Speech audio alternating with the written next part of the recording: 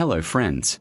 You know, most people think great leaders succeed because they're smarter or stronger. But that's not the full picture.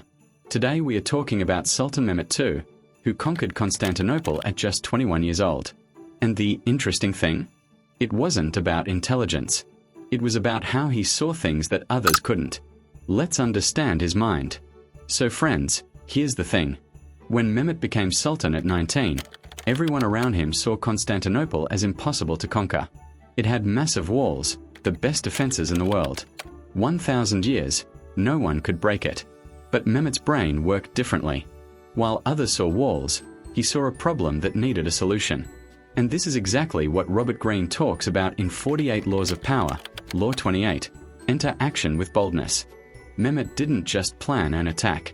He actually commissioned the world's largest cannon. People told him it was crazy, too expensive, impractical. But he understood something. Perception is reality. If the enemy sees a massive cannon, half the battle is already won psychologically. And here's the genius part. He didn't keep it secret. He deliberately let spies report it. Why? Because he wanted the defenders to feel fear even before the battle started. This is what we call pre-framing in psychology, controlling the narrative before the action even begins. Now, most generals in that era thought in straight lines. Attack from the front, use traditional methods. But Mehmet? He transported 70 ships overland. Yes, you heard that right.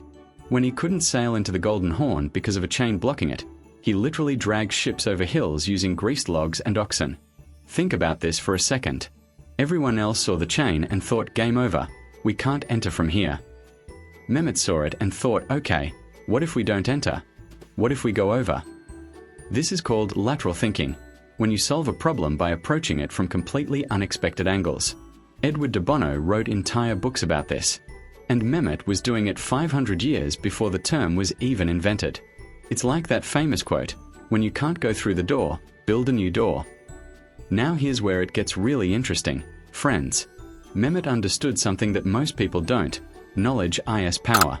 He spoke 7 languages: Turkish, Arabic, Persian, Greek, Latin, Hebrew, and Serbian. Why so many? Because when you speak someone's language, you understand how they think. When he negotiated with Italian merchants, he spoke Italian. When he dealt with Greek scholars, he spoke Greek. This gave him a massive advantage. This is straight from 48 Laws of Power, Law 33. Discover each man's thumbscrew. When you understand people deeply, you know exactly what they want and what they fear. But he also used Law 3, conceal your intentions. While everyone thought he was just this intellectual sultan who loved art and poetry, he was quietly studying Roman siege tactics, Byzantine defense systems, and European military technology. People underestimated him. And that was exactly his plan. Friends, here's something most people don't know about Mehmet. After conquering Constantinople, he didn't destroy it.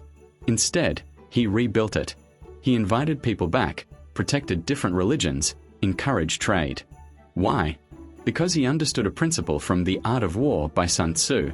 The best victory is when your enemy surrenders without fighting. If you destroy everything, people will always resist you. But if you show them life can be better under your rule, they'll accept you. This is what psychologists call strategic empathy, understanding others not to feel for them, but to predict and influence them. He also used Law 15, crush your enemy totally, but only when necessary.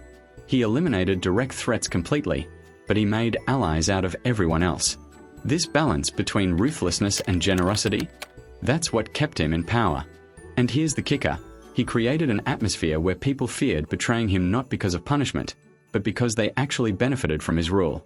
That's next-level psychology, friends. So what's the real lesson here, friends? Mehmet II succeeded not because he was the strongest or the smartest. He succeeded because he saw the world through a different lens. While others saw obstacles, he saw opportunities. While others followed traditions, he rewrote the rules.